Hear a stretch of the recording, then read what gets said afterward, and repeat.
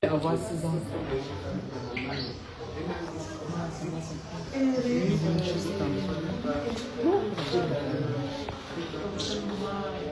Bébé Mathis. La grande famille, j'espère que tout le monde va super bien. Je ne me suis jamais déplacée pour aller dans un endroit où il y a eu un deuil, ici là au Cameroun, où on a dit ceci. Mais j'ai pris la peine de me déplacer pour aller voir les parents de bébé Mathis. Je suis arrivée, j'ai pu rencontrer le grand-père, j'ai pu rencontrer le père. Et je tenais à dire, parce qu'au départ, je disais, épargnons l'idole, elle n'a rien à faire. J'étais vraiment dans ce sens-là. Mais quand vous arrivez et que vous écoutez l'histoire crue d'une personne qui a pris un couteau, découpé un enfant, jusqu'à ce qu'on voyait les os, comment ça tombait comme ça, et qui a dit, on m'a demandé 9. Maintenant, il a déjà donné 2 et qui a pour habitude de faire et dont on n'a pas parlé. Même en slam, on aurait pu nous dire, vraiment, je suis accompagné d'un père assassin qui fait des choses qui ne me plaisent pas. On n'a jamais vu un son là-dessus dans ce sens-là. Il n'y a pas eu. Donc, on ne peut pas épargner. Parce que l'histoire qu'on raconte que le papa était au bar, ce n'est pas vrai. C'est un ingénieur, un jeune homme qui se bat. Et le papa de Mathis est encore très jeune. C'est un jeune homme qui se bat. Qui va réunir les jeunes au quartier pour dire il y a un business quelque part. Il arrive là-bas, il trouve le père. Parce qu'on ne connaît pas le père, on ne connaît pas son nom parce que c'est le père de l'idole, c'est l'artiste l'idole. C'est à cause de... Parce qu'il y a eu d'autres crimes que tant, vous ne parlez pas. Hein. Il y a eu d'autres crimes que tant, vous ne parlez pas. Si ce n'était pas l'idole, c'est qu'on ne parle même pas de lui autant. C'est une personne qui arrive, qui dit que je veux travailler dans le groupe. Le monsieur dit que non. Il dit que les bagues que j'ai là, je vais te donner les coups de poing avec. Il se rend compte que l'enfant est plus fort que lui. Quand l'enfant le bat, le jeune homme le tape. Il va prendre le couteau. Il descend, il va faire du mal. Et il reste, il attend. Quand les jeunes sortent, on ne sait pas encore que le bébé est déjà parti.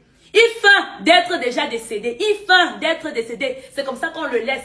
Mais quand il arrive à l'hôpital, il gueule même les policiers. Il gifle même un policier. Il dit qu'il s'en fout. Sa fille a l'argent.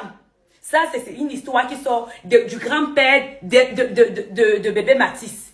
Il dit qu'il s'en fout. Sa fille a l'argent. Et elle va faire, c'est que sa fille soit mêlée à ça ou pas, c'est son père. C'est son père. Et là où on voit déjà le défilé des ministres, des ceci, des cela là-bas, il paraît qu'il y a même un ministre qui est sorti et dit que on ne mêle pas l'idole à ça, on va mêler. On va mêler. C'est le sang d'un innocent qui est en train de couler. Ça veut dire que lui, il a laissé le père de bébé Mathis, il est parti se mêler à l'enfant. Vous voulez que nous, on reste tranquille. Au départ, je voulais faire genre, on va réfléchir dans la norme. Qu'est-ce qui nous fait croire aujourd'hui que ce n'est pas un sacrifice, qu'on est en train de dire qu'on verse le sang pour faire ceci, pour faire cela. Parce que plus tard, elle peut quitter, elle va vivre aux États-Unis. Avec l'histoire de bébé Mathis, ça devient même célèbre. Comme on ne sait donc pas. Les ministres qui vont défiler là-bas pour aller faire les belles photos. Les gens qui vont défiler là-bas pour aller faire l'histoire d'un deuil, d'un enfant. Une histoire de photos. Sachez que vous allez être frappés. Vous allez être frappés. Et l'histoire ne va pas passer comme ça, hein. Parce que vous, les Camerounais, vous tous les blogueurs là, vous êtes des lâches. Vous êtes des purs et simples lâches. Vous allez finir de rester dans vos maisons. Vous allez commenter avec vos vidéos. Vous allez parler avec vos vidéos. Ça va passer comme l'histoire de Martinez Zogoé passée ici là. L'histoire de Martinez Zogoé passée ici là. Nous tous, on a vu. Vous, les Camerounais, il suffit d'un buzz pour que vous oubliez, vous recommencez autre chose. Vous dormez bien la nuit. Vous n'avez pas... En fait, votre mémoire, c'est comme la mémoire de l'oiseau. Dès qu'il y a un truc, on oublie. C'est comme la mémoire de l'enfant. On va parler sur le net, on va se chauffer. On va finir de se chauffer. Allez sur place. Allez vivre ce que les parents de bébé Mathis, ses frères, le traumatisme qu'ils ont vécu. Avant de venir parler. Et cette histoire où on veut nous dire que la démence, j'espère que c'est faux. J'espère que c'est faux. Et cette histoire où on est en train de nous dire que laissez l'artiste, laissez l'idole, sauf si vous voulez nous faire croire qu'elle est déjà dans un truc de sorcellerie, dont elle est protégée. Et puis, vous allez faire qu'on oublie cela. Hein? On assume. En tout cas, moi, j'assume. J'ai demandé le prochain jour du parquet du monsieur là. Ce n'est même pas un être humain, c'est un monstre. C'est un démon. Il était à la quête du sang. Il était à la quête du sang. Quand on voit les escaliers qu'il a montés pour aller ôter la vie à cet ange-là. Et on dit Mathis était très intelligent. Le grand-père de Mathis dit, avec tout ce qu'il y a comme enfant, petits enfants têtus. C'est la lumière de la maison si là qu'il est venu chercher. Je dis encore, vous n'allez pas faire passer ça comme un fait divers. Vous n'allez pas faire passer ça comme un fait divers. En tout cas, moi et mon équipe de la fondation et toute ma communauté, ceux qui pensent vraiment être de la fondation Mika, je ne pense pas que nous voulons voir cette histoire passer comme ça là.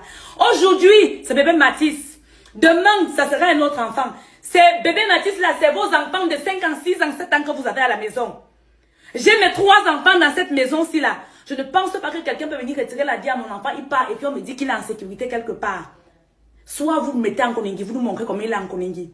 Soit vous le libérez, on comprend aussi que vous nous avez gagné, il est libre. Mais de dire que les choses vont se passer comme ça, la l'idole, si ton père perd la mémoire, je pense que si on te gifle 1, 2, 3, 4 fois, il va retrouver la mémoire. Pas lui, puisque lui il est en sécurité.